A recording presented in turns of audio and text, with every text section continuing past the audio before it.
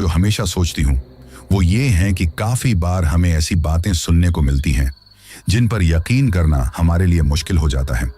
लेकिन हमेशा हर बात झूठ नहीं होती। कुछ बातें जो यकीन करने लायक तो नहीं होती लेकिन सच होती हैं। ये सब कुछ मुझे तब महसूस हुआ जब मेरे साथ एक ऐसी घटना हुई कि उसके बाद मुझे आज भी अकेले रहने से डर लगता है। हर पल यही लगता है कि कोई मेरे आसपास में है, कोई मुझे जान से मार डालेगा। हर पल एक अजीब सा एहसास होता है। दरअसल इन सब की शुरुआत आज से लगभग 5 साल पहले हुई थी। उस वक्त मेरी और मेरे पति प्रदीप की नई नई ही शादी हुई थी। प्रदीप और मैं दोनों ही फिरोजपुर में एक कंपनी में जॉब करते थे, इसलिए वही शहर में ही रहते थे, जबकि मेरा ससुराल तो एक गांव में था। प्रदीप की सारी फैमिली गांव में रहती थी और हमारी शादी भी गांव में हुई थी। परंतु शादी के बाद में ही हम लोग फिरोजपुर वापस लौट आए थे। पर फिर कुछ ही दिनों बाद मेरे ससुराल में एक और शादी थी जिसमें हमारा जाना भी बेहद जरूरी था। लेकिन हमारी भी एक मजबूरी थी और वो ये कि हमें अपनी जॉब से छुट्टी नहीं मिली थी। और वैसे भी जब मेरी और प्रदीप की शादी हुई थी तो उस वक्त हम लोगों ने काफी छुट्टियां ले ली थी। इस वजह से अब हमें छुट्टियां नहीं मिल पा रही थी, परंतु शादी में जाना भी जरूरी था। ऐसे में हमने सोचा कि ऑफिस से आने के बाद हम लोग शाम के वक्त अपनी गाड़ी से गांव के लिए रवाना हो जाएंगे, फिर देर रात गांव पहुंच जाएंगे और अगले दिन वैसे भी संडे था तो हमारी छुट्टी थी, इसलिए शादी अटेंड करने के बाद शाम को वापस लौट आएंगे। हालांकि वैसे तो प्रदीप अपने गांव हमेशा ही ट्रेन से जाता था, क्योंकि शहर से उसका गांव काफी दूर था, जिसकी वजह से गाड़ी से सफर करने में काफी समय भी लग जाता था और ऊपर से थकान भी बहुत हो जाती थी। लेकिन क्या करते, इतनी जल्दी हमारा रिजर्वेशन भी नहीं हो पा रहा था, इसलिए हमने गाड़ी से जाने के बारे में सोचा। ऐसे में उस दिन अपने ऑफिस से लौटने के बाद हम दोनों जल्दी से तैयार होकर गांव जाने के लिए निकल गए थे। वैसे भी शाम के वक्त 5 बजे तो हमारा ऑफिस से आना हुआ था और उसके बाद तैयार होने के बाद हम लगभग 6 बजे के आसपास अपनी गाड़ी लेकर निकल गए थे। निकलते वक्त हम लोगों ने गांव में अपने घर पर कॉल करके भी इस बारे में बता दिया था कि हम दोनों को गांव पहुंचने में काफी रात हो जाएंगी। अब मैं और प्रदीप बातें करते हुए हम दोनों गांव के लिए सफर कर रहे थे। चारों तरफ अंधेरा हो गया था और धीरे धीरे रात गहराने लगी थी कि तभी अचानक मौसम खराब हो गया। आंधी के साथ साथ बारिश आना शुरू हो गई थी। ऐसे में अब हम दोनों और ज्यादा परेशान हो गए। एक तो रात का सफर, ऊपर से आंधी, तूफान, बारिश। वही प्रदीप के घर वाले भी कॉल करके हमसे यही पूछ रहे थे कि हम लोग कहाँ तक जाकर पहुंचे हैं। जब हमने आंधी, तूफान, बारिश के बारे में उन्हें बताया तो उन्होंने भी बोल दिया कि हम किसी होटल में रुक जाएं, क्योंकि वैसे भी वहां पर बारिश बहुत तेज आ रही है और ऐसे में सफर करना भी ठीक नहीं है। उनकी बात भी सही थी और हम लोग भी यही सोच रहे थे, क्योंकि प्रदीप को इस रास्ते के बारे में ज्यादा कुछ मालूम नहीं था। अक्सर ट्रेन से वो सफर करता था, इसलिए अपने दोस्तों से कॉल करके इस रास्ते के बारे में पूछने लगा। इसके साथ ही सामने से बारिश और हवा के तेज झोंके आने की वजह से प्रदीप को गाड़ी चलाने में परेशानी हो रही थी, परंतु हम फिर भी सफर कर रहे थे, क्योंकि हमें कोई अच्छा सा होटल या ढाबा नजर ही नहीं आ रहा था। साथ में शायद बारिश की वजह से रोड भी बिल्कुल सुनसान थी। ऐसा लग रहा था जैसे अकेले हम ही उस रोड के ऊपर होकर सफर कर रहे थे। तभी एक जंगल के पास का इलाका आया। दोनों तरफ जंगल ही जंगल था। तभी जंगल से निकलकर आगे बढ़े ही थे कि दूर से ही सड़क किनारे एक ढाबा नजर आया। इसके बाहर एक छोटी सी घास फूस की झोपड़ी बनी हुई थी, जो अक्सर ढाबों के सामने बनी होती हैं। उसमें जल रही लालटेन के उजाले की वजह से समझ में आया कि वो कोई ढाबा है। वैसे भी जल्दीबाजी में निकलने के कारण हमने खाना भी नहीं खाया था और इस वक्त मौसम भी खराब था, इसीलिए हम कहीं पर ही रुकने वाले थे। ऐसे में जैसे ही हमारी नजर उस ढाबे की तरफ गई तो तभी प्रदीप उस तरफ देखते हुए बोला, देखो ढाबा। ये कहते हुए उन्होंने अपनी गाड़ी रोक दी और मेरी तरफ देखते हुए बोला, यार बारिश भी बहुत तेज आ रही है, रात का वक्त है, गाड़ी चलाने में भी काफी दिक्कत हो रही है और भूख भी बहुत तेज लगी है। ऐसे में अगर हम दोनों को खाने के साथ अगर रहने का ठिकाना भी मिल जाए और आज रात गुजर जाए तो सुबह जल्दी ही हम लोग गांव के लिए रवाना हो जाएंगे। वैसे भी अब सफर ज्यादा लंबा नहीं है, लगभग 2 घंटे के बाद हम गांव पहुंच जाएंगे। ये सुनकर मैं बोली, हाँ ये तो ठीक है। फिर हमने अपनी गाड़ी ढाबे के सामने जो थोड़ी सी जगह खाली थी वहां पर रोकी और अपनी गाड़ी में से उतरकर चारों तरफ देखने लगे। सुनसान ही सुनसान इलाका नजर आ रहा था, दूसरी साइड जंगल था। ऐसे में फिर हम दोनों ढाबे के अंदर चले गए। अब हमने जाकर दरवाजा खटखटाया तो कुछ देर बाद एक बूढ़े आदमी ने दरवाजा खोला। अब उसके दरवाजा खोलते ही हम कुछ बोलते कि वो घूर कर हमारी तरफ देखने लगा और फिर वो हमारी तरफ देखते हुए बोला, क्या चाहिए साहब, खाना खाना है क्या? ये सुनकर प्रदीप बोला, हाँ बाबा, खाना तो खाना है, बहुत जोरों की भूख लगी है, लेकिन इसके साथ ही एक विनती और है। अगर आपको कोई एतराज ना हो और हमें रात गुजारने के लिए कोई जगह मिल जाए तो आपकी बड़ी मेहरबानी होगी। वैसे हम आपके भी एक्स्ट्रा पैसे दे देंगे, बस हमें आज रात के लिए जगह चाहिए। बाहर तो आप मौसम देख रहे हो कितना ज्यादा खराब है, आंधी तूफान और बारिश। और वैसे भी मेरे एक दोस्त ने बताया है कि बारिश के दिनों में थोड़ी आगे जो पुलियां है ना, वहां पर इतना ज्यादा पानी भर जाता है कि गाड़ी का निकालना बहुत मुश्किल हो जाता है। और वैसे भी रात का वक्त है तो इसीलिए जाना भी ठीक नहीं होगा। तो क्या आप हमें रुकने के लिए थोड़ी जगह दे सकते हैं? प्रदीप ने सारी बातें साफ साफ बोल दी। अब उस बूढ़े आदमी ने घूर कर पहले तो हम दोनों की तरफ देखा और बोले, हाँ हाँ, क्यों नहीं बेटा, आओ। वैसे भी हम लोग आप सब लोगों की सेवा करने के लिए ही तो यहाँ रहते हैं। आपके जैसे ही रास्ते आने जाने वाले लोगों को खाना तो खिलाते ही हैं, और अगर किसी को देर रात आना हो, कोई मजबूरी हो, तो वो रात को यहाँ रुक भी जाता है, कोई परेशानी नहीं है। वैसे भी छोटा सा ढाबे के साथ यही रहने का ठिकाना है हमारा, लेकिन किसी की रात गुजारने के लिए काफी है। ये कहते हुए हमें अंदर लेकर गया। भीतर एक तरफ किचन था, पीछे की साइड में 2 कमरे थे, पास में होकर एक गली जा रही थी, पता नहीं किधर जा रही थी, और दूसरे ही साइड में एक गली के उधर लेट और बांध थे। आगे एक छप्पर का बना हुआ बड़ा सा कमरा था जिसमें उन्होंने हमें रहने के लिए कहा। हम दोनों इधर उधर देखने लगे। कच्चा पक्का सा वो घर था, लेकिन हमारे रुकने के लिए काफी था। जो हमें बाहर जो बैठक के कमरे में हमें ठहराया गया था, उसमें लोगों के खाने के लिए एक साइड टेबल और खाटें लगी हुई थी, तो दूसरी साइड एक बिस्तर भी लगा हुआ था। वो घास फूस का बना हुआ था। कच्चा पक्का कमरा था, लेकिन सजावट इतने अच्छे से की गई थी कि किसी का भी मन उसकी खूबसूरती को देखकर हैरान रह जाए। अब मैं और प्रदीप वहीं खाने के लिए जो खाट बिछी हुई थी उस पर बैठ गए, तो वो बूढ़ा आदमी हमारी तरफ देखते हुए बोला, यहां पर आपको कोई परेशानी नहीं होगी। खाना खाकर ये जो बिस्तर लगा हुआ है, इस पर आप लोग सो जाना। ये कहकर एक बार घूर कर उसने हमारी तरफ देखा और उसके चेहरे पर एक अजीब सी मुस्कान आ गई।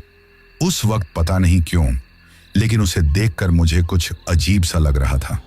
अभी वो बूढ़ा आदमी वहां से जाता, उससे पहले एक लड़की वहां पर आई जिसकी उम्र यही कोई 22 साल के आसपास थी। देखने में भी ठीक ठाक रंग रूप की थी। उसके हाथ में हमारे लिए पानी के गिलास थे। वो पीने के लिए पानी लेकर आई और हम दोनों को पानी दिया। अब मैंने और प्रदीप ने पानी पिया, तो पता नहीं क्यों, लेकिन उस पानी का टेस्ट काफी अजीब था। ऐसा लग रहा था जैसे पानी में भयंकर बदबू आ रही हो। तो मैंने मुश्किल से एक घुट पानी पिया और उस पानी की तरफ देखा जो देखने में काफी साफ लग रहा था। ये देखकर वो लड़की बोली, क्या हुआ? तो मैं हड़बड़ाते हुए बोली, कुछ नहीं। और मैंने वहीं पास में ही एक टेबल पर वो पानी का गिलास रख दिया। प्रदीप ने भी बस थोड़ा बहुत ही पानी पिया था और वहीं पर अपना गिलास रख दिया।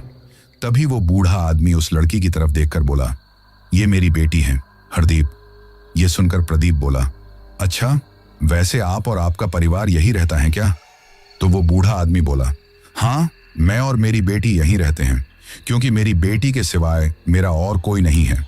हरदीप की माँ की मौत इसके बचपन में ही हो गई थी। तभी से मैं और हरदीप दोनों ही ढाबा चलाते हैं और यहीं पर रहते हैं। हमारा गुजारा भी ठीक ठाक हो जाता है। ये सुनकर मैं बोली, अच्छा, वैसे यहाँ पर तो काफी सुनसान इलाका है, आपको जंगली जानवरों से डर नहीं लगता क्या? अब मेरी बात सुनकर वो बूढ़ा आदमी बोला, लगता है, लेकिन उनका मुकाबला कैसे करना है हमें अच्छे से आता है। वैसे हम रात को गेट अच्छे से लॉक करके रखते हैं, जिससे जंगली जानवर अंदर नहीं आता, और दिन में काफी चहल पहल होने की वजह से, लोगों के डर की वजह से वैसे ही जानवर नहीं आते हैं। ये कहते हुए हमसे बात करने लगा। तभी वो लड़की हमारी तरफ अजीब तरह से कैसे देखने लगी और फिर प्रदीप की तरफ देखते हुए मुस्कुराते हुए बोली, आज की रात तो यही रुकोगे ना? अब प्रदीप और हड़बड़ाते हुए बोला, हाँ। उस लड़की का इस तरह प्रदीप को देखना, उससे बातें करना मुझे बिल्कुल भी अच्छा नहीं लग रहा था। तभी वो लड़की फिर से बोली, वैसे लगता है साहब, आप तो पहली बार इस रास्ते से होकर आए हो। ये सुनकर प्रदीप बोला, हाँ, गाड़ी का सफर तो पहली बार ही कर रहे हैं। इससे पहले अधिकतर ट्रेन का ही सफर होता था। आखिर पहले शादी भी तो नहीं हुई थी। वो मेरी तरफ देखकर मुस्कुराते हुए बोला, तो इतना लंबा सफर करने में थोड़ा अच्छा नहीं लगता था। बहुत ज्यादा परेशान हो जाता था। परंतु अब तो मेरी पत्नी मेरे साथ में है, तो सफर कब कट जाता है पता ही नहीं चलता। अब प्रदीप की बात सुनकर उस लड़की ने गुस्से में घूर कर मेरी तरफ देखा और बोली, अच्छा। तभी वो बूढ़ा आदमी अपनी बेटी की तरफ देखते हुए बोला, अब बातें ही करती रहोगी कि कुछ खाने को बनाओगी इनके लिए? तो वो लड़की बोली, हाँ क्यों नहीं, और वहां से चली गई। परंतु दरवाजे पर से मुड़कर उसने फिर मेरी तरफ देखा और मुझे अजीब तरह से घूरने लगी, जो मुझे कुछ ठीक नहीं लग रहा था। उसके बाद में ही वो बूढ़ा आदमी हमारी तरफ देखते हुए बोला, साहब एक बात का ध्यान रखना, यहाँ पास में ही जंगल है, कुछ ऐसे ही जंगली जानवर भी रहते हैं, इसलिए यहां से बाहर मत निकालना, खतरा भी हो सकता है। और अगर जंगली जानवरों की आवाज भी आए ना तो उन पर ध्यान मत देना। वैसे डरने की जरूरत नहीं है, चारों तरफ से मैंने अंदर से गेट लॉक कर दिए हैं, तो किसी तरह की कोई प्रॉब्लम नहीं होगी। ये कहकर कुछ जरूरी बातें समझाकर वो वहां से चला गया। अब मैं और प्रदीप वहां पर बैठे हुए थे। प्रदीप तो अपने मोबाइल में कुछ देख रहा था, तो मैं खड़े होकर वही घर को देखने लग गई। तब प्रदीप बोला, क्या कर रही हो? ये सुनकर मैं बोली, कुछ नहीं, बस इस घर को देख रही हूं, जिसमें एक ढाबा भी है। ये कहकर मैं वहां से निकलकर जो पीछे की तरफ साइड में 2 कमरे बने हुए थे वहां जाने लगी। तो प्रदीप मेरी तरफ देखकर बोला, इस तरह किसी के घर में ताक झांक करना ठीक नहीं है। ये सुनकर मैं बोली, तो मैं कौन सा यहां से चोरी का सामान ले जा रही हूं? इस तरह के घर आज के जमाने में बहुत कम देखने को मिलते हैं, इसलिए बस देख रही हूं। ये सुनकर प्रदीप बोला, हाँ लेकिन बैठ जाओ, अगर वे लोग देख लेंगे तो अच्छा नहीं लगेगा। इसी तरह हम बातें करते रहे। तभी मैं बोली, वैसे मैंने सुना है कि इस रास्ते पर एक हॉन्टेड ढाबा भी पड़ता है, जो अक्सर रात को गुजरते समय दिखाई देता है और लोग उस छलावे का शिकार हो जाते हैं। ना जाने कितने लोगों की जान जा चुकी है इन सब की वजह से। यह सुनकर प्रदीप बोला, और तुम ऐसी बेफिजूल की बातों पर भरोसा करती हो? मैं तो इतने सालों से यहां रह रहा हूं, मैंने तो कभी नहीं सुना। अब मैं बोली, लेकिन हाँ एक बार मेरी एक फ्रेंड ने मुझे बताया था। तो प्रदीप बोला, ऐसा कुछ नहीं है, अब चुपचाप बैठ जाओ। तो मैं बोली, नहीं प्रदीप यार, खाना बन रहा है, तब तक मैं कुछ यहीं घूम लेती हूँ। ये कहते हुए मैं उस कमरे से निकलकर थोड़ा आगे बढ़ी कि तभी सामने मैंने देखा कि एक कमरे का दरवाजा खुला हुआ था। तो उसमें से ऐसी आवाज आ रही थी जैसे कोई बहुत ही धीमी आवाज में बातें कर रहा है। ये सुनकर पता नहीं क्यों, लेकिन मेरा मन किया कि मैं एक बार उस कमरे में झांक कर देखूं। ऐसे में मैंने उसमें झांक कर देखा तो मुझे कोई नजर नहीं आया, परंतु उस कमरे में से कुछ अजीब तरह की बदबू आ रही थी। ये देखकर मैंने सोचा शायद वो लड़की यहां पर होगी, मुझे दिखाई नहीं दे रही होगी, इसलिए मैं धीरे से बोली, कोई है? जब कुछ आवाज नहीं आई तो मैं अंदर गई। जब कमरे में कोई नहीं था तो फिर मैंने सोचा इस तरह अंदर जाना ठीक नहीं है। मैं वापस जाने के लिए मुड़ी थी कि जैसे किसी ने धीरे से मुझे आवाज देकर कहा, कहां जा रही हो? रुक जाओ। यह सुनकर मैंने हड़बड़ाते हुए पीछे की तरफ देखा। कोई भी नहीं था, शायद मेरे मन का भ्रम है, यही मैं सोच रही थी। और मैंने उस कमरे में देखा तो अजीब सा कमरा था, जगह जगह सामान भी रखा हुआ था और एक भयंकर सी बदबू आ रही थी। इसके साथ में कुछ पुरानी तस्वीरें भी दीवार पर लगी हुई थी। मैं हैरानी से चारों तरफ उस कमरे में देख रही थी कि तभी एक तस्वीर को देखकर मेरे होश उड़ गए, क्योंकि उस तस्वीर में उस बूढ़े आदमी के साथ और उस लड़की के साथ में प्रदीप था। आज प्रदीप ने जो कपड़े पहन रखे थे बिल्कुल वही कपड़े पहने हुए था। वो उन दोनों बाप बेटी के बीच में एक कुर्सी पर बैठा हुआ था। ये देखकर मेरे तो होश उड़ गए। समझ में ही नहीं आया कि ऐसा कैसे हो सकता है। ये सोचते हुए हड़बड़ाते हुए मैंने उस तस्वीर को छूने के लिए हाथ बढ़ाया और छू कर देखा कि तभी अचानक मेरे हाथ में जैसे कोई कील चुभ गई हो। ये महसूस होते ही मैंने अपना हाथ पीछे कर लिया, लेकिन मेरी उंगली में काफी चोट लग गई थी और उससे ब्लड निकलने लग गया था। ये देखकर मैंने फिर से उस तस्वीर की तरफ देखने लगी, क्योंकि मुझे कील तो उस तस्वीर में कहीं नजर नहीं आ रही थी। तो मेरे हाथ में आखिर कील कैसे चुभ गई और कहां से चुभ गई है, मैं समझ नहीं पा रही थी कि इसके साथ ही इन दोनों बाप बेटी के साथ प्रदीप कैसे हो सकता है। हम लोग तो पहली बार यहां आए हैं, इन लोगों को जानते भी नहीं हैं। आखिर ये सब कुछ क्या है? ये सोचकर मैं काफी हैरान और परेशान हो रही थी कि तभी पीछे से किसी ने मेरे कंधे पर हाथ रखा। तो एक पल के लिए मैं डर गई और हड़बड़ाते हुए मैंने पीछे मुड़कर देखा तो प्रदीप था। अब प्रदीप को देखकर मैं कुछ बोलती उससे पहले ही प्रदीप बोला, क्या कर रही हो तुम यहाँ? जैसे ही प्रदीप ने कहा, मेरी नजर कमरे के दरवाजे की तरफ गई। वहां मुझे एक औरत दिखाई दी जो अजीब तरीके से घूरकर हमें देख रही थी। बड़ी ही डरावनी औरत थी। अब मुझे उस तरफ देखते हुए देखकर प्रदीप ने दरवाजे की तरफ देखा, लेकिन अब वो औरत हमें कहीं दिखाई नहीं दे रही थी। तो प्रदीप मेरी तरफ देखकर बोला, मैंने कुछ पूछा, क्या कर रही हो तुम यहां? तो मैं घबराते हुए हड़बड़ाते हुए बोली, प्रदीप ये देखो। ये कहते हुए उस फोटो की तरफ फिर से देखा, लेकिन अब वे दोनों बाप बेटी ही उस फोटो में नजर आ रहे थे। प्रदीप वहां फोटो में नहीं था। ये देखकर मैं बहुत ज्यादा हैरान रह गई कि ऐसा कैसे हो सकता है। मैं सोचने लगी, अभी कुछ देर पहले ही तो मैंने प्रदीप को फोटो में देखा था। तभी प्रदीप मुझे परेशान देखकर बोला, क्या हुआ?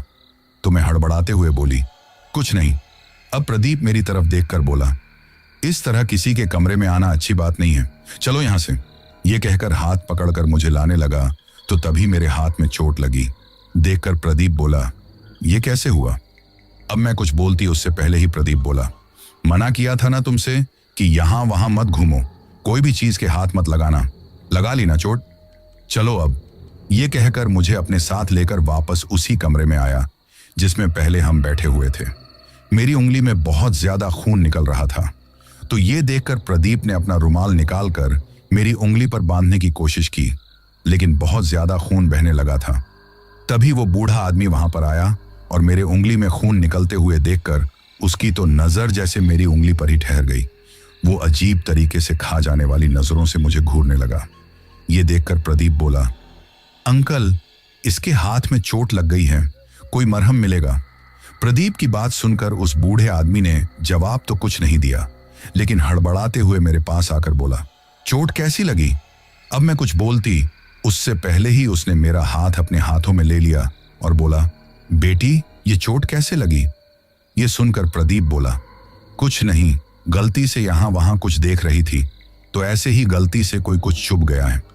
वही वो बूढ़ा आदमी उस चोट को ऐसे देख रहा था जैसे अभी खा जाएगा, जो खून बह रहा था। अचानक उसने बिना सोचे समझे ही मेरी उंगली को अपने मुंह में ले लिया। ये देखकर मुझे और प्रदीप को ये सब कुछ काफी अजीब लगा। हम दोनों कुछ बोलते उससे पहले ही तभी उस बूढ़े आदमी की बेटी वहां पर आई। तो उसे बूढ़े आदमी ने उसकी तरफ देखा तो वो लड़की गुस्से में उसकी तरफ देखने लगी और आंखों से कुछ इशारा किया। तभी वो बूढ़ा आदमी हड़बड़ाते हुए बोला, खून ज्यादा बह रहा था, ना कहते हैं कि मुंह में उंगली देने से खून का बहना रुक जाता है।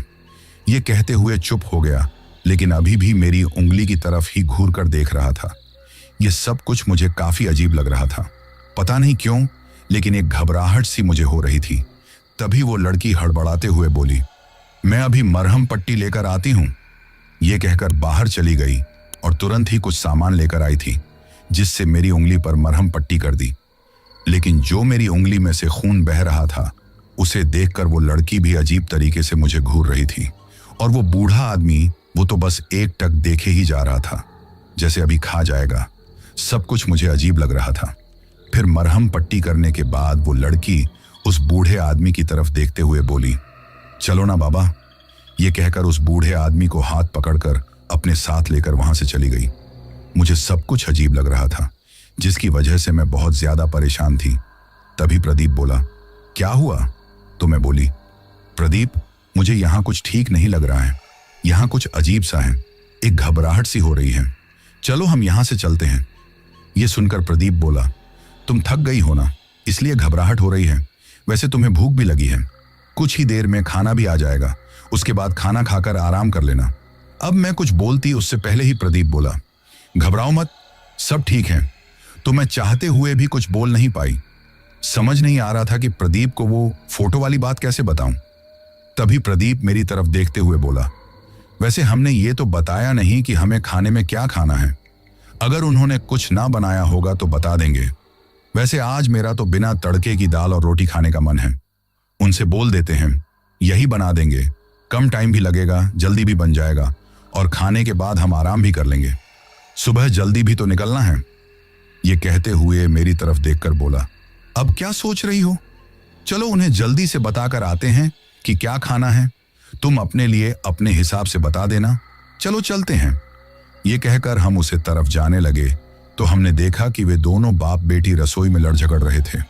दोनों के बीच में किसी बात को लेकर झगड़ा हो रहा था, परंतु हमें देखकर वो दोनों शांत हो गए और हड़बड़ा भी गए थे। तभी वो बूढ़ा आदमी बोला, अरे बेटा, तुम यहां तो? प्रदीप बोला, हाँ, वो हमने सोचा कि अगर आपने कुछ ना बनाया हो तो हम कुछ खाने के लिए बता दें। ये सुनकर वो आदमी बोला, अरे यहाँ की तो स्पेशल खिचड़ी होती है, आप खाकर तो देखिए, और वैसे भी खाना तो आधा बन चुका है। ये सुनकर प्रदीप बोला, ठीक है, कोई बात नहीं, जो बनाया है हम खा लेंगे। ये कहकर हम लोग वापस आ गए। वैसे प्रदीप के साथ वापस कमरे में आते वक्त मैंने पीछे मुड़कर उन दोनों की तरफ देखा तो अब भी दोनों घूर कर हमारी तरफ देखने लगे। वही वापस उसी कमरे में आकर हम खाट पर बैठ गए थे। मेरा दिलो दिमाग तो उसी फोटो पर अटका हुआ था और प्रदीप मुझसे बात करने की कोशिश कर रहा था। तभी मैं बोली, पता नहीं ये बरसात कब खत्म होगी, मुझे तो बहुत घबराहट हो रही है। ये सुनकर प्रदीप बोला, घबराओ मत, मैं हूं ना। हम इसी तरह बातें कर रहे थे कि अचानक हमें किसी के चीखने चिल्लाने की आवाज सुनाई दी। ऐसा लगा जैसे कोई आदमी बहुत जोर से चिल्लाया हो। ये सुनकर मैं तो घबरा गई और प्रदीप की तरफ देखते हुए बोली, ये कैसी आवाज? ऐसा लगता है जैसे कोई चिल्ला रहा है। अब प्रदीप बोला, अरे यार, ऐसा कुछ नहीं है, बताया था ना अंकल ने कि पास में ही जंगल है, तो ये शायद जंगली जानवरों की ही आवाज होगी। ये सुनकर मैं घबराकर बोली, नहीं प्रदीप, किसी आदमी की आवाज थी। तो प्रदीप बोला, ऐसा कुछ नहीं है यार, तुम ज्यादा इस बारे में मत सोचो, बैठ जाओ। अब मैं हड़बड़ाते हुए बैठ गई, लेकिन मुझे एक घबराहट सी हो रही थी। तभी मैं बोली, प्रदीप, मुझे टॉयलेट जाना है। ये कहकर मैं उठकर जिस तरफ वॉशरूम था उधर चली गई। अभी मैं बाथरूम में से बाहर निकलकर बाहर लगे हुए नल में हाथ धो रही थी कि तभी वॉशरूम के पास जो खिड़की थी जो पीछे की तरफ खुलती थी, उस तरफ मेरी नजर गई तो मैंने जो कुछ देखा उसे देखकर मेरी आंखें फटी की फटी ही रह गई। मेरे पैरों तले जमीन खिसक गई और मेरे होश उड़ गए, क्योंकि मैंने देखा कि वो बूढ़ा आदमी अपने ढाबे के पीछे जो खाली जगह थी वहां एक आदमी था। उसकी गर्दन में अपने दांत गड़ाकर उसका खून पी रहा था और वो आदमी दर्द से तड़प रहा था। अब उसकी आवाज भी नहीं निकल रही थी। उस वक्त वो बूढ़ा आदमी बड़ा डरावना लग रहा था। उसके दांत काफी ज्यादा लंबे और भयानक लग रहे थे। वहीं उस आदमी का खून पीने के बाद उस बूढ़े आदमी ने अपने दोनों हाथों से उसका कलेजा चीर दिया और देखते ही देखते उस बूढ़े आदमी का रूप बदल गया था। वो बड़ा ही भयानक लग रहा था, जिसके बड़े बड़े नाखून थे, दांत काफी लंबे थे। उसके माथे पर एक बड़ा सा किसी चीज का निशान था जिससे खून बह रहा था। इसके साथ में ही उसकी आंखें बड़ी डरावनी थीं। अब अपने दोनों हाथों से उसने उस आदमी का कलेजा चीर दिया तो तड़पते हुए बिना आवाज किए हुए ही उस आदमी की सांस थम गई थी। वही वो बूढ़ा आदमी अब भूखे जानवरों की तरह अपने दोनों हाथों से उस आदमी की लाश को नोच नोच कर खाने लगा था, जिसकी वजह से उसका पूरा चेहरा खून से बिगड़ गया था और शरीर पर भी उस इंसान की लाश में से निकले हुए खून और मांस के निशान बन गए थे। ये देखकर मैं तो थर थर कांपने लगी।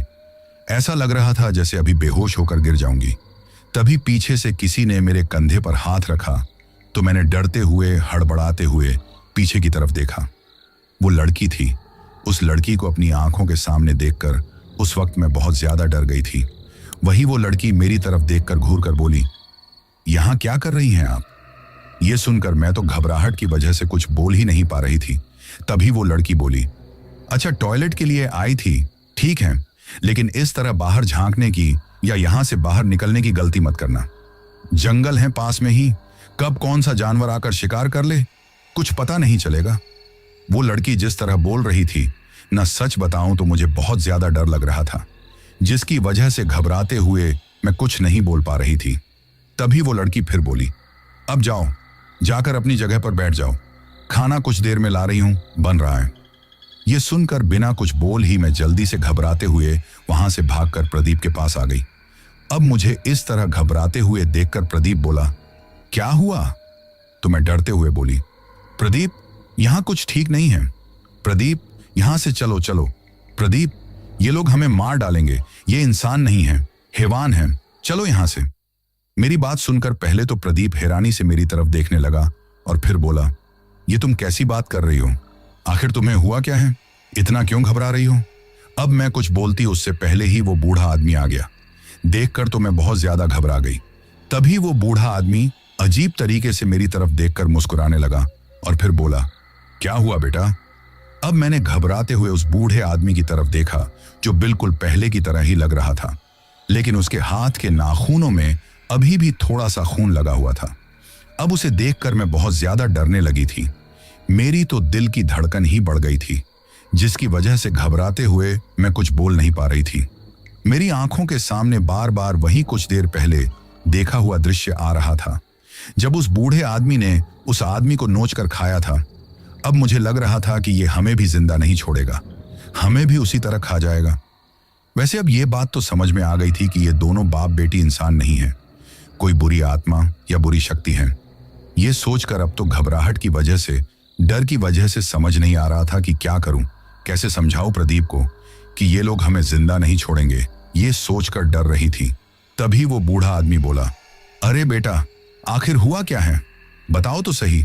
तो प्रदीप बोला, कुछ नहीं अंकल, यहाँ थोड़ा जंगल का इलाका है ना, और तो थोड़ा डर रही हैं और कुछ नहीं।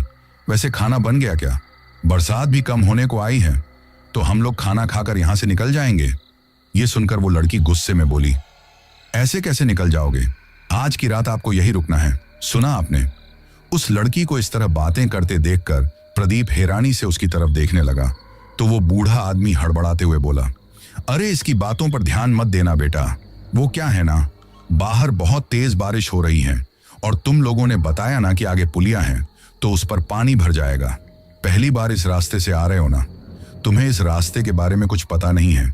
ऐसे में बरसात के बाद काफी प्रॉब्लम हो सकती है, इसलिए इसे तुम दोनों की चिंता है कि आप लोग हमारे यहाँ आए हो और यहाँ से चले जाओगे, और अगर कुछ हो गया तो क्या होगा?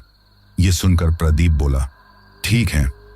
तभी वो बूढ़ा आदमी उस लड़की का हाथ पकड़कर बोला, चलो यहां से। ये कहकर उसे लेकर वहां से चला गया। मैं बहुत ज्यादा घबरा रही थी, तो प्रदीप मेरी तरफ देखकर बोला, घबराओ मत, देखो कितने अच्छे लोग हैं, हमारी कितनी चिंता कर रहे हैं, और तुम वैसे ही परेशान हो रही हो। अब मैं बोली, नहीं प्रदीप, यहां कुछ ठीक नहीं। मैं अपनी बात पूरी कर पाती उससे पहले ही प्रदीप बोला, बस यार कुछ नहीं है। ये कहते हुए मुझे पानी का गिलास दिया, तो अब उस पानी के गिलास में मुझे पानी नहीं, खून नजर आ रहा था। तो मैंने घबराते हुए वो पानी का गिलास एक तरफ फेंक दिया। अब प्रदीप बोलकर, हो क्या गया है तुम्हें? ये कैसी हरकत कर रही हो तुम?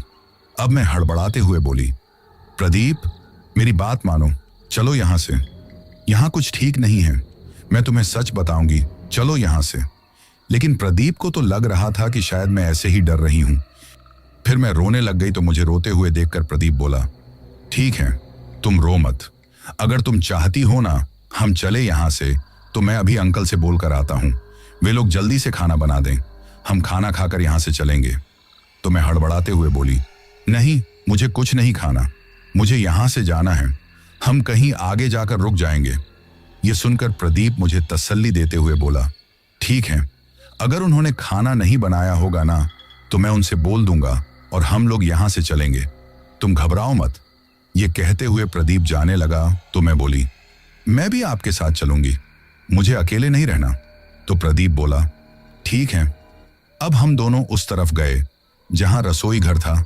वहां जाकर देखा कि दोनों बाप बेटी रसोई में खाना बनाने में लगे हुए थे। वहां पर पहुंचकर प्रदीप कुछ बोलता, उससे पहले ही हमने सामने कुछ ऐसा देखा कि हमारी आंखें फटी की फटी ही रह गईं। सामने वही आदमी था जिसे कुछ देर पहले नोचकर उस बूढ़े आदमी ने खाया था। उसका बचा खुचा शरीर पड़ा हुआ था, जिसे वो लड़की नोच नोच कर खा रही थी, और वो बूढ़ा आदमी जो खाना बना रहा था। सामने कढ़ाई में उसमें अब हमें खून ही खून और मांस नजर आ रहा था। शायद या तो किसी इंसानी या जानवर का मांस था। वे दोनों इस तरह का खाना बना रहे थे। चारों तरफ गंदगी ही गंदगी फैली हुई थी, खून मांस बिखरा हुआ था। इसके साथ ही बहुत ज्यादा भयंकर बदबू आ रही थी, इतनी ज्यादा बदबू कि सांस लेना भी मुश्किल हो रहा था। वही अपनी आंखों के सामने ये सब नजारा देखकर हमारे तो होश उड़ गए। मैं तो बहुत ज्यादा घबरा गई थी। तभी प्रदीप ने घबराते हुए मेरा हाथ पकड़ा और हम लोग वहां से वापस जाने के लिए जल्दी से भागते हुए बाहर जाने लगे। तभी सामने देखकर हम और ज्यादा डर गए, क्योंकि हमारी आंखों के सामने अब वो बूढ़ा आदमी और वो लड़की जिसका पूरा चेहरा खून से सना हुआ था, हमारी आंखों के सामने आ गए। उस वक्त उन दोनों का चेहरा बड़ा डरावना लग रहा था। तभी अजीब मुस्कान के साथ हमारी तरफ देखते हुए वो बूढ़ा आदमी बोला, क्या हुआ साहब, कहाँ जा रहे हो? खाना खाकर नहीं जाओगे क्या? अब तो हमें हैरानी हुई कि हमने तो पीछे की तरफ इन्हें देखा था, तो फिर ये लोग हमारे सामने कैसे आ गए? अब हमने घबराते हुए रसोई में देखा तो रसोई में वो बूढ़ा आदमी खाना बनाने में लगा हुआ था और वो लड़की उसी तरह नोचकर उस लाश को खा रही थी। अब घबराते हुए हम सोचने लगे कि अगर रसोई में वे दोनों बाप बेटी हैं तो फिर सामने कौन है, और अगर सामने दोनों बाप बेटी हैं तो फिर रसोई में कौन है? ये देखकर ही अब घबराने लगे। अब मुझे और प्रदीप को अपनी आंखों के सामने अपनी मौत दिखाई दे रही थी कि ये दोनों बाप बेटी अब हमें जिंदा नहीं छोड़ेंगे, हमें जान से मार डालेंगे, हमें नोच कर खा जाएंगे। इसीलिए हम दोनों ने एक दूसरे की तरफ देखा और वहां से भागने के बारे में सोचने लगे। वे दोनों बाप बेटी अजीब मुस्कान के साथ हमारी तरफ देखकर बोले, क्या हुआ साहब, यहाँ क्यों खड़े हो? खाना बन गया है, लेकर आए क्या? ये सुनकर घबराते हुए हम कुछ बोल नहीं पा रहे थे। तभी हम वहां से भागने लगे तो वहां पर अजीबोगरीब आवाज आना शुरू हो गई थी। घर में जैसे एक तूफान सा आ गया था, तेज हवाएं चलने लगी थी। ये देखकर हम दोनों बहुत डर गए और जो दरवाजा था उसकी तरफ भागे, लेकिन दरवाजा खोलने पर भी वो दरवाजा नहीं खुल रहा था। प्रदीप बहुत कोशिश कर रहा था दरवाजा खोलने की, लेकिन दरवाजा नहीं खोल पा रहा था। तभी हमारे पीछे से जोर जोर से हंसने की आवाज सुनाई देने लगी, तो हमने पीछे मुड़कर देखा तो वही लड़की और वही बूढ़ा आदमी खड़ा हुआ था, जो दोनों अजीब तरीके से हमारी तरफ देख रहे थे और जोर जोर से हंस रहे थे। तभी दूसरी तरफ से हमें आवाज सुनाई दी, साहब खाना बन गया है, खाना खाकर जाओ, भूख लगी थी ना आपको? तो ये सुनकर डरते हुए उस तरफ देखा तो उस तरफ भी वो लड़की और वही बूढ़ा आदमी खड़ा हुआ था। तभी दूसरी तरफ से आवाज आई, क्या हुआ साहब, डर गए क्या? बैठ जाओ, आज की रात तो आपको यही गुजारनी है, कहीं नहीं जा पाओगे। जब दूसरी साइड देखा तो वही आदमी और वही लड़की थे। तभी एक और आवाज आई, हम दोनों यहां पर पहले बहुत अकेले रहते थे, परंतु लोग आए थे यहां पर और हमारे साथ ही रह गए। कोई यहां आता है तो जाता नहीं है, आप भी हमारे साथ रह जाओ ना। जैसे ही ये आवाज आई तो हमने दूसरी साइड देखा, वही बूढ़ा आदमी और वही लड़की थे।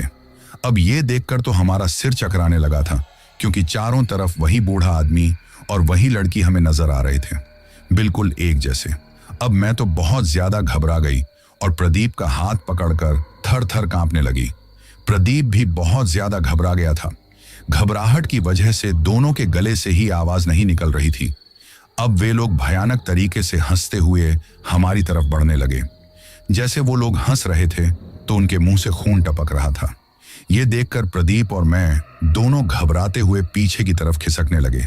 तब प्रदीप हाथ जोड़ते हुए घबराते हुए बोला, हमें जाने दो यहां से, मैं हाथ जोड़ता हूं तुम्हारे सामने, हमने क्या बिगाड़ा है तुम्हारा, हमें जाने दो।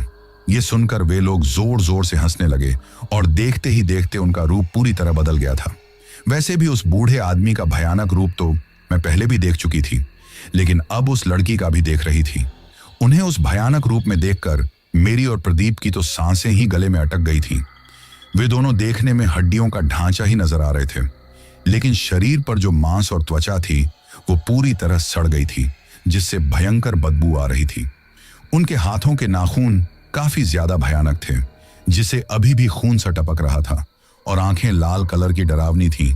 कान काफी लंबे थे, पैरों के नाखून भी काफी लंबे दिखाई दे रहे थे, बड़े ही अजीब से थे। मैं और प्रदीप घबराते हुए उनकी तरफ देख रहे थे। तभी मैं हिम्मत करके हाथ जोड़कर हड़बड़ाते हुए बोली, हमें जाने दो, जाने दो। ये कहते हुए मैं रोने लगी। अब दोनों बाप बेटी वो हमारी तरफ देखकर अजीब तरीके से चिल्लाने लगे, तो उनकी जो जीभ थी बिल्कुल काले कलर की थी, उससे खून टपकने लगा, और फिर भयानक आवाज में वो दोनों हमारी तरफ देखते हुए बोले, हम लोगों को अकेला छोड़कर कैसे जाओगे, हमें तुम्हारे साथ ही रहना है, तुम भी रह जाओ ना। वो लड़की प्रदीप की तरफ देखकर बोली, मुझे आपके साथ रहना है। आप हमेशा मेरे साथ रहो। मैं आपको नहीं जाने दे सकती। नहीं, आपको हमारे साथ ही रहना है। ये कहते हुए वो हमारी तरफ बढ़ने लगे। अब तो हमारी तो सांस गले में अटक गई थी। सोचने समझने की शक्ति ही खत्म हो गई थी। लग रहा था कि अभी बेहोश होकर हम गिर जाएंगे, परंतु फिर भी हिम्मत कर रहे थे। पता था कि ये लोग हमें जान से मार डालेंगे, इसीलिए बचने की आखिरी कोशिश करना चाहते थे। इसलिए बार बार उस दरवाजे को खोलने की कोशिश करने लगे, परंतु दरवाजा खुल नहीं रहा था। ऐसे में समझ में नहीं आ रहा था कि क्या करें। तभी अचानक पूरे घर में जोर जोर से अजीबोगरीब आवाजें आने लगीं। ये देखकर हम चारों तरफ देखने लगे, क्योंकि आवाज चारों तरफ से गूंज रही थी। तभी अचानक जैसे पूरा घर हिलने लगा, तो हम दोनों की तो घबराते हुए आंखें भी बंद हो गईं। जब आंखें खोलकर देखा तो और भी ज्यादा हैरान रह गए, क्योंकि अब पूरा घर एक खंडहर में बदल गया था। जो घर पहले कच्चा था लेकिन काफी सुंदर लग रहा था, वो घर अब बहुत ज्यादा डरावना लग रहा था। उसकी दीवारों पर अब खून ही खून के छींटे लगे हुए थे। चारों तरफ हड्डियां ही हड्डियां फैली पड़ी थीं। भयंकर बदबू वहां से आ रही थी। अब वे लोग हमारे काफी करीब आ गए और उस लड़की ने जैसे ही मेरी तरफ देखा तो बोली, तुम इसकी जिंदगी में नहीं रह सकती। ये सिर्फ मेरे हैं, इसे तो मैं अपने साथ ले जाऊंगी और तो मैं भी नहीं छोड़ूंगी। ये कहते हुए गुस्से में चिल्लाने लगी और अपना हाथ मुझे मारने के लिए आगे बढ़ाया था। तो मैं तो बहुत ज्यादा घबरा गई थी। तभी प्रदीप ने मेरा हाथ पकड़ा और मुझे लेकर वहां से घर के दूसरे साइड में भागने लगा। हम लोग भागते हुए एक गली थी उसकी तरफ गए, लेकिन वो भी बंद थी। ऐसे में समझ में नहीं आ रहा था कि क्या करें। वही वो दोनों बाप बेटी के चिल्लाने की आवाज में सुनाई दे रही थी। अब घबराते हुए हम इधर उधर भाग रहे थे। जानते थे कि इस घर में रहते हुए हम जिंदा नहीं रह पाएंगे, परंतु अपनी आखिरी सांस तक कोशिश करना चाहते थे। तभी भागते हुए हम उसी कमरे में आ गए जिस कमरे में वो फोटो लगी हुई थी। तभी मेरी नजर उस फोटो पर गई तो मैं थोड़ी हैरान रह गई, क्योंकि जब मैंने फोटो देखी थी तब तो वो ऐसी लग रही थी जैसे उसे खिंचवाए हुए का ज्यादा वक्त नहीं हुआ है। लेकिन अब वो फोटो में हमें काफी धुंधली और पुरानी फोटो थी, जिनमें वो बूढ़ा आदमी और वो लड़की साथ में थे। अब उनके साथ में प्रदीप भी दिखाई दे रहा था, जो उन दोनों के बीच में उनकी ही तरह चेयर पर बैठा हुआ था। अब प्रदीप ने जैसे ही ये देखा तो उसके भी होश उड़ गए। वो घबराते हुए मेरी तरफ देखकर बोला, ये कैसे हो सकता है? तभी हमें उन दोनों बाप बेटी के आने की चिल्लाने आवाज सुनाई देने लगी थी, तो हमने घबराते हुए कमरे का दरवाजा बंद कर दिया। अब पूरा कमरा खंडहर दिखाई दे रहा था। बाहर से दरवाजा खटखटाने की तेज आवाज सुनाई दे रही थी। साथ में ही उनके अजीबोगरीब चिल्लाने की आवाज सुनाई देने लगी थी। अब हम दोनों बहुत घबरा गए। समझ में नहीं आ रहा था कि कहां जाएं, क्या करें। जब कमरे में नजर घुमाकर देखा तो चारों तरफ हड्डियां के कंकाल ही पड़े हुए थे।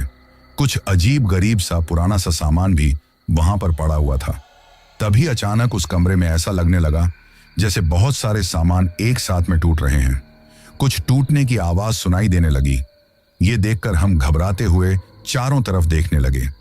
तभी जो तस्वीर लगी हुई थी वो पूरी तरह बदलने लगी थी। उस बूढ़े आदमी के और उस लड़की दोनों के सिर पर एक निशान बन गया था, एक गहरा निशान, जैसे किसी नुकीली चीज से उनके ऊपर हमला किया गया है। और फिर वो तस्वीर अचानक आवाज करते हुए नीचे गिर गई। ये देखकर हम घबरा गए, लेकिन उस वक्त मुझे ये सब कुछ काफी अजीब भी लग रहा था। तभी अचानक मेरी नजर पास में ही कोने की तरफ गई, जहां पर एक नुकीली लकड़ी पड़ी हुई थी। उस लकड़ी को देखकर पता नहीं क्यों मैं बार बार उसकी तरफ देखने लगी। उस वक्त मुझे यही लग रहा था कि शायद इस लकड़ी से हम लोग उनका मुकाबला कर पाएंगे, परंतु तभी याद आया कि वे दोनों तो बुरी आत्मा हैं, उनसे मुकाबला करना भी इतना आसान नहीं है। वही प्रदीप घबराते हुए बाहर निकलने का रास्ता तलाश कर रहा था। ऐसे में कमरे के पीछे की खिड़की को तोड़ने की कोशिश कर रहा था, लेकिन वो खिड़की नहीं टूट रही थी और बाहर से जोर जोर से चिल्लाने की आवाज आ रही थी। मैं डरी हुई दरवाजे की तरफ देख रही थी। तभी अचानक उन दोनों बाप बेटी ने अपना हाथ ही दरवाजे के आर पार निकाल दिया। ये देखकर हम दोनों बहुत घबरा गए। अब दोनों बाप बेटी भयानक हंसी हंसने लगे। तभी वो लड़की बोली, क्या लगा था तुम्हें कि इस दरवाजे से तुम हमें रोक पाओगे? हम तो बिना दरवाजे के भी कहीं आ सकते हैं। बस तुमसे मजाक कर रहे थे कि भाग लो। जितना भागना है, यहां से कहीं नहीं जा पाओगे। ये कहते हुए गुस्से में उस दरवाजे की तरफ देखा तो वो दरवाजा छोटे छोटे टुकड़ों में टूटकर एक तरफ गिर गया। अब उन दोनों ने हमारी तरफ देखा और अजीब तरीके से घूरने लगे और हमारी तरफ बढ़ने लगे थे। अब मैंने घबराते हुए जो नुकीली लकड़ी पास में पड़ी हुई थी उसे उठा लिया। मैं जानती थी कि उनसे मुकाबला करना उनसे जितना आसान नहीं है, लेकिन क्या करती, उस लकड़ी को उठाकर उनके आगे कर दिया। और शायद उस वक्त भगवान ने हमारी मदद की थी, हमारी किस्मत ने भी हमारा साथ दिया था कि मैंने देखा कि जैसे ही मैंने उस लकड़ी को उनके आगे किया तो वे दोनों बाप बेटी घबराते हुए पीछे की तरफ खिसक गए थे। ये देखकर मुझे और प्रदीप को थोड़ी हैरानी हुई। वहीं उन दोनों बाप बेटी को पीछे की खिसकते हुए देखकर मैं और प्रदीप अपने हाथ में उसी लाठी को लेकर घबराते हुए वहां से निकलकर बाहर भाग गए। पीछे से उन दोनों बाप बेटी के चिल्लाने की अजीब गरीब सी आवाज आ रही थी। तभी हमारी आंखों के सामने में वो बूढ़ा आदमी और वही लड़की आ गए। देखते ही देखते चारों तरफ वही आ गए। जिधर भी देखे बस वही दोनों ही दिखाई देते और हमें देखकर भी जोर जोर से गुस्से में चिल्लाने लगे थे। और देखते ही देखते उनका रूप बदलने लगा था और देखते ही देखते हर कोई अलग अलग बदल गया था।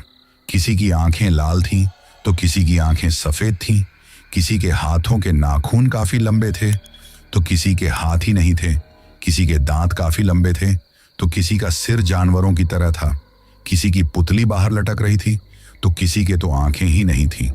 उन्होंने चारों तरफ से हमें घेर लिया और अजीब तरीके से वो हमारी तरफ चिल्लाते जा रहे थे। उस वक्त सब कुछ इतना डरावना था कि मैं आप लोगों को बता नहीं सकती।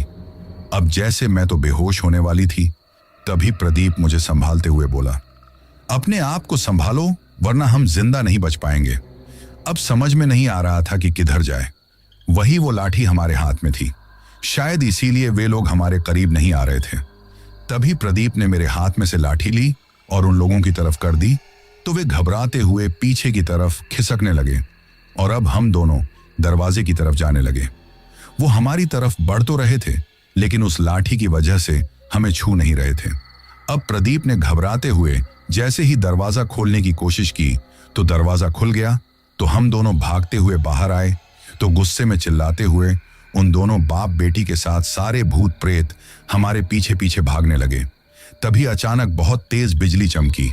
जैसे ही बिजली चमकी बहुत तेज चीख पुकार आना शुरू हो गई और देखते ही देखते सामने का जो घर था उस पर बिजली गिरी और उसमें एक विस्फोट हुआ तो वो जलने लग गया था।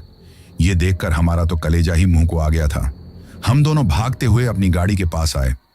अब तो हमें कुछ भी समझ में नहीं आ रहा था, न किसी चीज का होश था, बस अपनी जान बचानी थी, इसलिए दोनों गाड़ी में बैठ गए।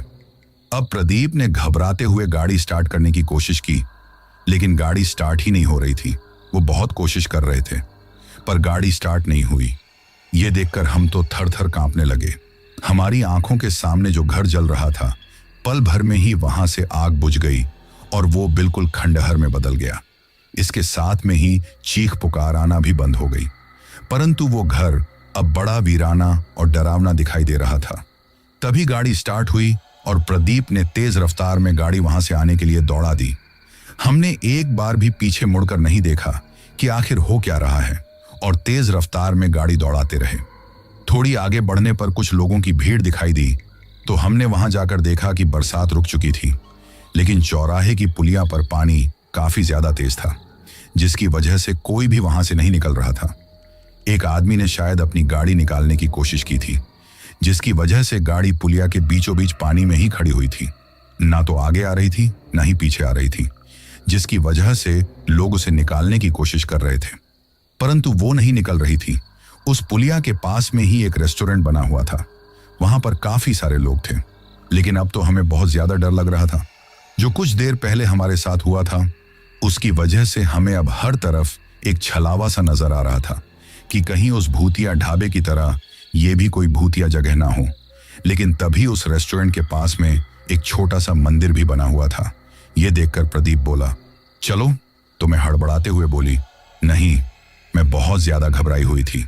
तो प्रदीप बोला, देखो भगवान का मंदिर है। ये सुनकर मैंने उस तरफ देखा। रेस्टोरेंट के बाहर एक कोने में एक तरफ भगवान का मंदिर था तो इसके साथ ही उस रेस्टोरेंट के सामने दरवाजे पर ही गुरु नानक देव जी की तस्वीर भी लगी हुई थी। ये देखकर हम दोनों को थोड़ी तसल्ली हुई और हम दोनों उसके अंदर चले गए। तभी एक वेटर हमारे पास में आया और बोला, कुछ लाना है सर? परंतु हम घबराते हुए चारों तरफ देखने लगे। वहां पर लोग ही लोग थे। वो वेटर बार बार पूछ रहा था कि कुछ लाना है साहब, लेकिन घबराहट की वजह से हम कुछ बोल नहीं पा रहे थे। तभी वो वेटर बोला, क्या हुआ साहब, सब ठीक तो है ना? ये सुनकर प्रदीप बढ़ाते हुए बोला, हाँ, बस 2 चाय चाहिए। ये सुनकर वो वेटर वहां से चला गया और हम दोनों वहीं रखी हुई चेयर पर बैठे रहे। तभी एक बूढ़ा आदमी हमारे सामने रखी हुई चेयर पर आकर बैठ गया और हमारी तरफ देखते हुए बोला, क्या हुआ बेटा, तुम दोनों बहुत ज्यादा घबराए हुए हो, कोई बात है क्या? ये सुनकर हम दोनों ने उसकी तरफ देखा, परंतु घबराहट की वजह से हम कुछ बोल नहीं पा रहे थे। तभी वो बूढ़ा आदमी, जो देखने में एक संत की तरह ही लग रहा था, सिर पर पगड़ी बांधे हुए था, काले कलर के कपड़े पहन रखे थे, गले में कुछ माला थी, लेकिन उनके चेहरे पर एक दिव्य सा तेज था। हाथ में कड़ा था और तलवार भी लटकाए हुए था। देखने में लग रहा था कि वो हमारी तरफ देखकर बोला, तुम्हारे चेहरे को देखकर ही बता सकता हूं कि तुम लोग मौत के मुंह से बचकर आए हो।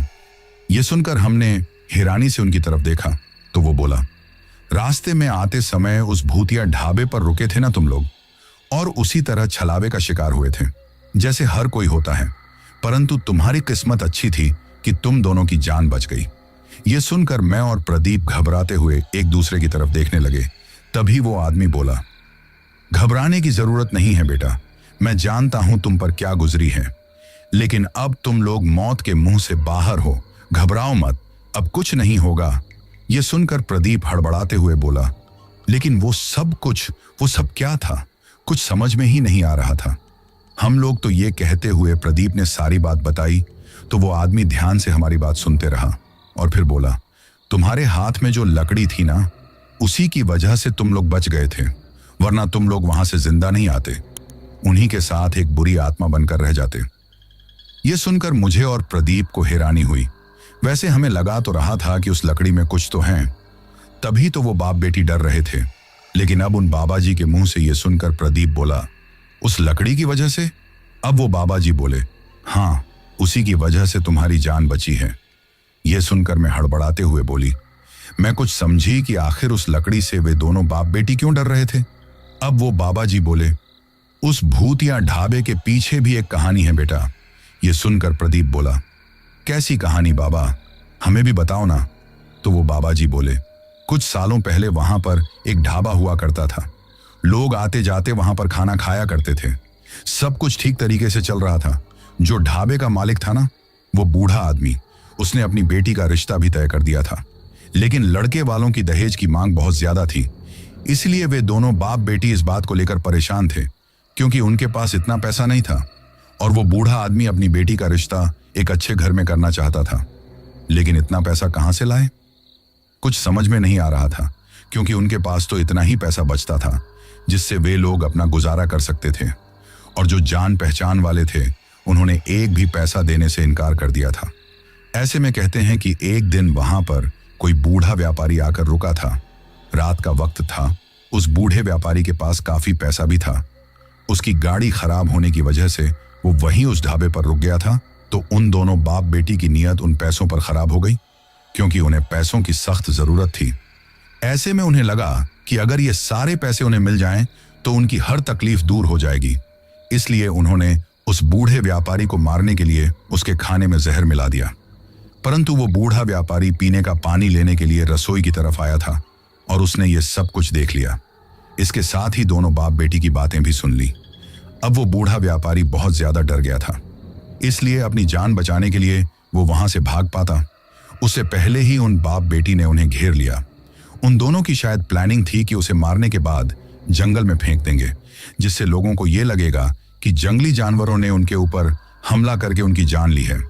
अब वो व्यापारी अपनी जान बचाने के लिए उनके सामने हाथ जोड़ने लगा, लेकिन दोनों बाप बेटी ने उनकी एक न सुनी। अब उस व्यापारी के अपनी जान बचाने के लिए कुछ समझ में नहीं आ रहा था कि क्या करें। तभी उस बूढ़े व्यापारी को उन लोगों ने मारना पीटना शुरू कर दिया था। ऐसे में उस बूढ़े व्यापारी ने अपने आप को बचाने की कोशिश की और वो लकड़ी उसके हाथ में लग गई थी। जिस लकड़ी से तुम दोनों ने अपनी जान बचाई थी, वो लकड़ी जंगली जानवरों को मारने की, उनसे मुकाबला करने के लिए रखी गई थी। अब उस लकड़ी को हाथ में लेकर उस व्यापारी ने अपने आप को बचाने के लिए उस लड़की के सिर पर दे मारी और वो लकड़ी उसके सिर से आर पार हो गई, जिसकी वजह से वो तड़पते हुए नीचे गिर गई। ये देखकर उस लड़की का बाप अपने होश खो बैठा और गुस्से में चिल्लाने लगा। वो अब उस व्यापारी की जान लेना चाहता था जिसने उसकी बेटी को जान से मार दिया था। अब अपनी जान बचाने के लिए व्यापारी ने उस लकड़ी से उस आदमी के ऊपर भी हमला किया और दोनों के बीच में जो मुठभेड़ हुई थी उसमें उस बूढ़े आदमी के सिर में भी व्यापारी ने लकड़ी को दे मारी और वो लकड़ी उसके सिर से भी आर पार हो गई। ऐसे में अपनी बेटी की तरह तड़पते हुए उस बूढ़े आदमी ने भी अपनी जान दे दी। ये देखकर वो व्यापारी डर गया था कि उसने ये क्या कर दिया। जानता था कि जानबूझकर कुछ नहीं किया, अपनी जान बचाने के लिए किया है। परंतु अब उसे पुलिस का डर सताने लगा तो उन दोनों की लाश को वहीं पर पड़ी छोड़कर वो वहां से निकल गया था। परंतु अपने हाथों हुई 2 मौतों का उसे दुख हो रहा था। वो जानता था कि पुलिस के हाथों उसके खिलाफ कोई सुराग नहीं लगा है। कोई नहीं जान पाया कि उन दोनों बाप बेटी की मौत कैसे हुई, परंतु वो खुद तो जानता था। ना तो अपनी गलती का प्रायश्चित भी करना चाहता था कि चाहे गलती अनजाने में हुई है, लेकिन वो उसकी सजा चाहता था। इस तरह घुट घुट कर नहीं जी सकता था। ऐसे में उसने पुलिस को जाकर सारी बातें बता दी। कहते हैं कि उस व्यापारी को बस कुछ सजा हुई थी क्योंकि उसने अपनी जान बचाने के लिए ये सब कुछ किया था। उसके बाद उसे छोड़ दिया गया था। लेकिन जो ढाबा था ना, वहां पर उन दोनों बाप बेटी की आत्मा भटकने लगी थी। उन्हें मरने के बाद भी मुक्ति नहीं मिली। कहते हैं कि उनके रिश्तेदारों ने वैसे तो पूरे विधि विधान से उनका अंतिम संस्कार किया था, क्रियाकर्म किया था, लेकिन फिर भी उनकी आत्मा भटक रही थी क्योंकि उन दोनों की मौत एक गलत नियत की वजह से हुई थी, इसलिए उन्हें मुक्ति नहीं मिली थी। अब हर रात को ढाबे में उनकी आत्मा भटकती हुई चिल्लाती रहती थी। वैसे पहले तो उनके एक रिश्तेदार ने उस ढाबे को चलाने की कोशिश की थी, लेकिन जब उसकी जान पर बन आई तो वो उस ढाबे को छोड़कर भाग गया। उसके बाद हर कोई रिश्तेदार डर कर उस ढाबे को संभालने के लिए नहीं आया, परंतु उन्होंने ढाबे को बेचने की कोशिश की क्योंकि अच्छी जगह पर था तो कीमत भी अच्छी मिलती। लेकिन उस ढाबे के भूतिया होने की खबर चारों तरफ फैल गई। इस वजह से किसी ने भी उसे नहीं खरीदा। अपनी मौत के बाद से ही वे दोनों बाप बेटी जो उस ढाबे में आत्मा बनकर भटक रहे थे, ऐसे में रास्ते आते जाते लोगों को रात के वक्त दिखाई देने लगे थे और उन्हें अपना शिकार बनाने लगे थे। अब वे लोग रास्ते आने जाने वाले लोगों के साथ छलावा करते, जिससे वो ढाबा दूर से अच्छा खासा नजर आता, उसे अपने ढाबे की तरफ आकर्षित करते और फिर उन्हें अपना शिकार बना लेते थे। ना जाने कितने लोगों की मौत रात के वक्त वहां पर हो चुकी है। पहले जब 1-2 मौतें हुई तो लोगों को लाशों को देखकर ही लगा कि शायद जंगली जानवरों ने हमला किया होगा, परंतु जब लगातार उस ढाबे में लाश मिलने लगी तो लोग अब और ज्यादा घबराने लगे। हर कोई उसे भूतिया ढाबा कहने लगा, कहीं उनके साथ कोई अनहोनी ना हो जाए। इस डर की वजह से रात के वक्त अब लोग वहां से गुजरते ही नहीं हैं, और अगर कोई गुजरता भी है तो उस ढाबे की तरफ देखता भी नहीं है और वहां रुकना भी नहीं चाहता। यहां तक कि कभी कभी तो लोगों की गाड़ी उस ढाबे के सामने आकर अचानक खराब हो जाती है, लेकिन अगर उन्हें उस ढाबे के बारे में पता हो तो वे लोग अपनी गाड़ी में से भी नहीं उतरते हैं ताकि उनके साथ कोई घटना ना हो जाए, क्योंकि उस गाड़ी में वो दोनों बाप बेटी चाहते हुए कुछ नहीं कर सकते, सिर्फ डरा सकते हैं। उन दोनों बाप बेटी ने जिन लोगों को अपना शिकार बनाया था, उनकी आत्मा भी उनकी ही तरह भूत प्रेत की योनि में वहीं पर भटक रही है। ऐसे में आज तुम्हारे साथ भी यही होता जो और लोगों के साथ हुआ, तुम्हारी भी जान चली जाती। परंतु तुम्हारी किस्मत अच्छी थी कि तुमने समय रहते हुए उस लकड़ी को उठा लिया था, और उन लोगों को उस लकड़ी से डर लगने लगा था क्योंकि उन्हें अपनी मौत नजर आने लगी थी, जिसकी वजह से वो तुम्हारे करीब नहीं आ पाए थे, जिसकी वजह से तुम जिंदा बचकर वहां से भाग आए। ये कहते हुए वो बाबा जी हम दोनों की तरफ देखते हुए बोले, बेटा किस्मत हमेशा मेहरबान नहीं होती। आज तुम्हारी किस्मत अच्छी थी, जान बच गई। आइंदा इस रास्ते से होकर रात के वक्त कभी गुजरना मत, लेकिन अगर कभी इमरजेंसी में आना भी पड़े तो उस ढाबे के सामने भूलकर भी कभी अपनी गाड़ी रोकना मत, और अगर गाड़ी किसी कारणवश खराब हो जाए या रुक जाए तो गाड़ी में से उतरना मत, वरना फिर तुम्हारी जान नहीं बच पाएगी। ये कहकर वो बाबा जी उठकर बाहर चले गए और हम दोनों घबराते हुए उन्हें जाते हुए देखते रहे। तभी हमारी चाय आ गई तो हम दोनों ने घबराते हुए चाय पी। भूख प्यास तो जैसे मिट गई थी, किसी चीज का कोई होश नहीं था। अब तो हम जल्दी से जल्दी घर जाना चाहते थे। ऐसे में सारी रात हमने उस रेस्टोरेंट में बैठे हुए बिता दी और सुबह के समय जब पुलिया का पानी थोड़ा कम हुआ तो हम लोग वहां से जाने के लिए रवाना हो गए। जब हम गांव पहुंचे तो हमें आए देखकर घर वाले बहुत खुश हो गए, परंतु हम बहुत ज्यादा घबराए हुए थे। हमने वहां पर किसी को कुछ नहीं बताया कि हमारे साथ क्या हुआ है, लेकिन मेरे सास ससुर को हमारी चिंता थी। हमारी हालत देखकर उन्होंने पूछा कि आखिर हुआ क्या है। तो पहले तो हमने कुछ नहीं बताया, बात बदल दी, लेकिन जब उन्होंने बार बार पूछा तो हमने सारी बात बता दी। हमारी बातें सुनकर उनके तो होश उड़ गए। वे लोग बहुत ज्यादा घबराने लगे थे, लेकिन अब भगवान का भी शुक्रिया अदा करने लगे थे कि आखिर हमारी जान तो बच गई, वरना अगर हमें कुछ हो जाता तो ये सोचते हुए डर रहे थे। उसके बाद हमने फिर कभी गाड़ी से इतना लंबा सफर तय नहीं किया। वैसे दिन के वक्त शहर वापस लौटते समय भी हम गाड़ी से ही आए थे और उस ढाबे की तरफ मेरी नजर गई जहां पर एक खंडहर नजर आ रहा था। लेकिन उसके बाद हमने कभी भी गांव जाने के लिए या कहीं जाने के लिए दूर के सफर में गाड़ी से जाने का नहीं सोचा। हमेशा ट्रेन या फ्लाइट से ही हम जाते हैं। उस घटना के बाद मैं और प्रदीप काफी समय तक उस डर से उबर नहीं पाए थे। समय गुजरने के साथ डर कम तो हुआ, लेकिन उस घटना को कभी नहीं भूल पाए।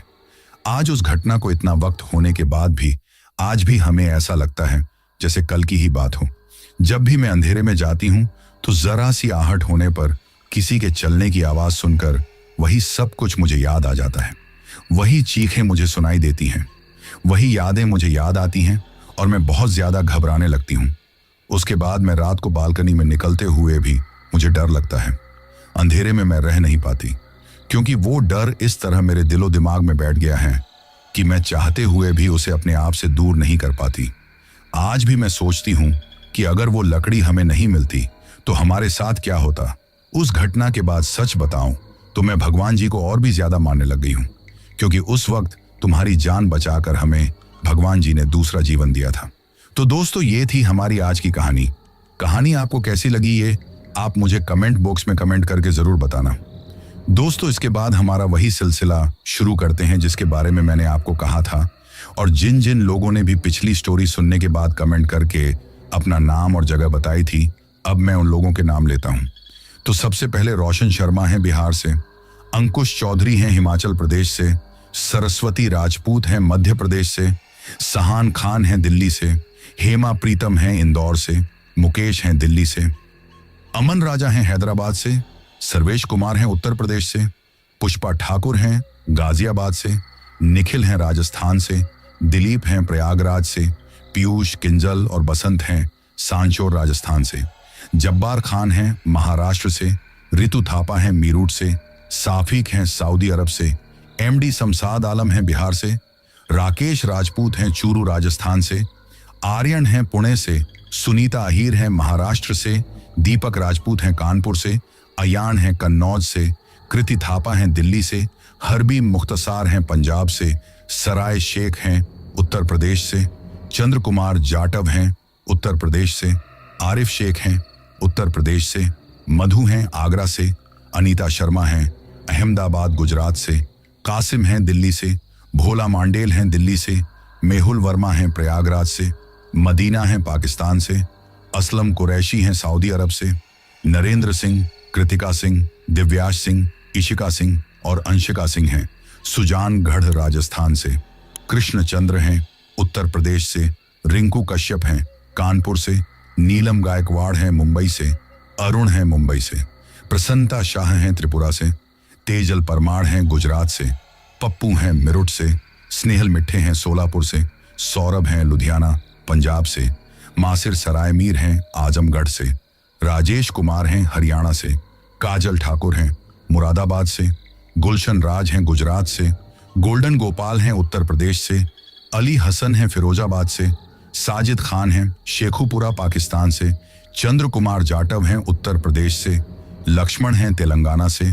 वाईसोंग हजांग हैं थाईलैंड से, पूरण चंद हैं बालोतरा राजस्थान से, सहदाब अंसारी हैं दिल्ली से, समुद्र श्रेष्ठा हैं काठमांडू नेपाल से, श्याम हैं मणिपुर से, सोनिया सागर और नीरव सागर हैं उत्तर प्रदेश से, पिंटू दे हैं असम से, अमित कुमार हैं दिल्ली से, सुखदेव लखोत्रा हैं गुजरात से, अरविंद भाई, गीताबेन, राज, रिंकल, दीप और सोनम हैं राजकोट गुजरात से, शुभेंदु सिन्हा हैं असम से, सुमित्रा हैं कोलकाता से, पूनम धानका हैं राजकोट गुजरात से, मुमताज हैं कुवैत से, पार्वती छलवाड़ी हैं पुणे महाराष्ट्र से, माजिद हैं मालदीव से, मोहम्मद सलीम हैं लखनऊ से, अब्दुल गफूर हैं रामगढ़ से, हजवसा बासुमत्री हैं असम से, राजकुमार बीस्ट हैं काठमांडू नेपाल से, राजवीर बन्ना हैं दूदू जयपुर राजस्थान से, राजश्री हैं ठाणे मुंबई से, जाकिर हैं उत्तर प्रदेश से, अख्तर हुसैन हैं बारामुल्ला कश्मीर से,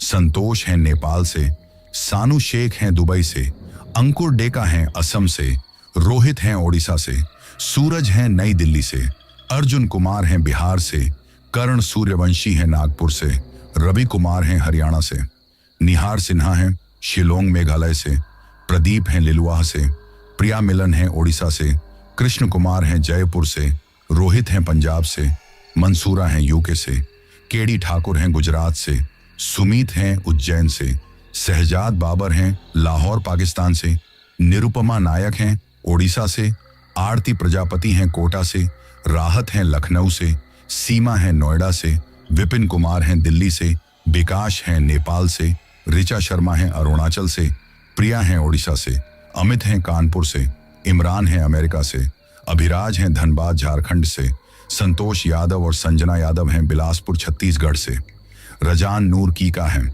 महाराष्ट्र से, गुलशन प्रजापति हैं फिरोजाबाद से, इरफान सिद्दीकी हैं मुंबई से, गोलू डांगी हैं भोपाल से, राजेश कन्हार हैं ओडिशा से, यूएस तिवारी और हर्ष तिवारी हैं प्रयागराज से, राजुल्ला हैं यूपी से, प्रिंस महंतो हैं बेगूसराय बिहार से, सुष्मिता यादव हैं आजमगढ़ उत्तर प्रदेश से, रचना कुमारी हैं बिहार से, नोखे लाल हैं यूपी से, राखी शर्मा हैं आगरा से, असलम कुरैशी हैं सऊदी अरब से, अंकुर हैं असम से, सैयद इकबाल हैं बरेली से, दीप हैं दिल्ली से, दीपक चौधरी हैं हिमाचल से, नेहा मलिक हैं सोनीपत हरियाणा से, राशि सैनी हैं जयपुर राजस्थान से, जोशिम पुरविला हैं वेस्ट बंगाल से, प्रदीप हैं दिल्ली से, गणेश हैं ओडिशा से, पिंकी सिंह, आराध्या सिंह, दीपक सिंह हैं छपरा बिहार से, जितेंद्र सैनी हैं बरेली से, मोहम्मद शमीम हैं बरेली उत्तर प्रदेश से, फहीम हैं महाराष्ट्र से,